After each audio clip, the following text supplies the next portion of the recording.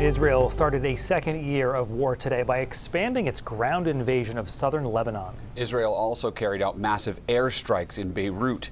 NBC's Matt Bradley reports from the Lebanese capital. It's another day in Beirut, another day when we're continuing to hear the sound of drones circling overhead and continued bombardments, mostly in this neighborhood of Dahia right behind me, which is a residential neighborhood, but also a Hezbollah stronghold. And we've been seeing this time and time again. This occurs on more than a daily basis. The Israelis are also going to be expanding their operations, they said, into southwestern Lebanon, adding yet a fourth division to their ground operations about a week since they launched those ground operations, they said, to rout out Hezbollah. They've also warned that anybody with boats, particularly fishermen or even pleasure seekers, shouldn't be taking their boats out off the coast of southern Lebanon into the Mediterranean, which sounds as though they're planning on doing naval operations there. So we're seeing the Israelis expanding. But meanwhile, we also heard from a leader in Hezbollah who spoke for the first time last week since Hassan Nasrallah, Hezbollah's leader, was killed by the Israelis.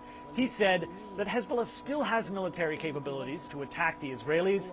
And he said for the first time that Hezbollah would look favorably upon diplomatic negotiations to end the fighting over the border between Lebanon and Israel.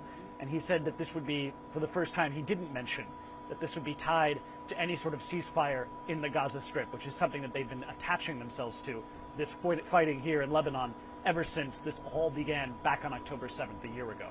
Matt Bradley, NBC News, Beirut, Lebanon.